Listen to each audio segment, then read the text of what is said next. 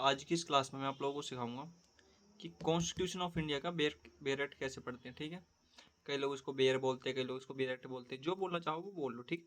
पर कुल मिला के कहने का मतलब ये है कि कॉन्स्टिट्यूशन ये किसी भी सब्जेक्ट का जो बेयर एक्ट होता है वो हम कैसे पढ़ेंगे। ठीक है, तो मेरे पास ये कॉन्स्टिट्यूशन का है, पहले मैं आपको इसको बताता हूँ।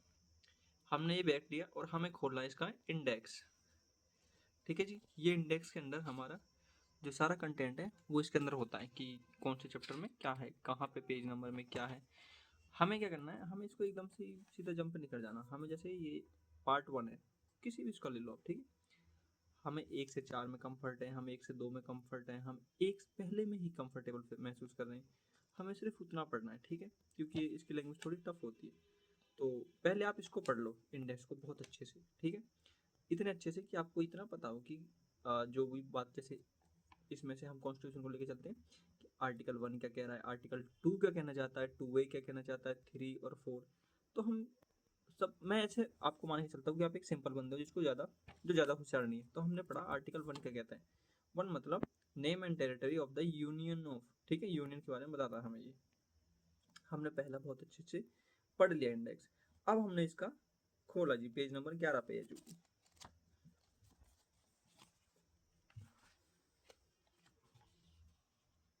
और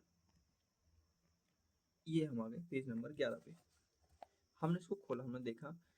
अब हमें कई बार पता है क्या होता है, हमें लगता है ये इंटरेस्टिंग है जी, ये देखो यहाँ केस लॉ लिखा हुआ है, अब इसको पढ़ लेते हैं, इसको पढ़ लेते हैं। हमें वो नहीं करना, हमें हर चीज़ एक प्लान के हिसाब से करनी है। अगर मैंने इसको सिर्फ इसको यहाँ तक पढ़ने के लिए खोला है तो मैं अभी सिर्फ इसको यहाँ तक ही पढ़ूंगा, उसके बाद में इसको भी देख लूंगा, इसको भी देख लूंगा, पहले नहीं देखूंगा। तो पहले ये छोटा सा इसको मैं यहाँ से यहाँ तक पढ़ लूंगा।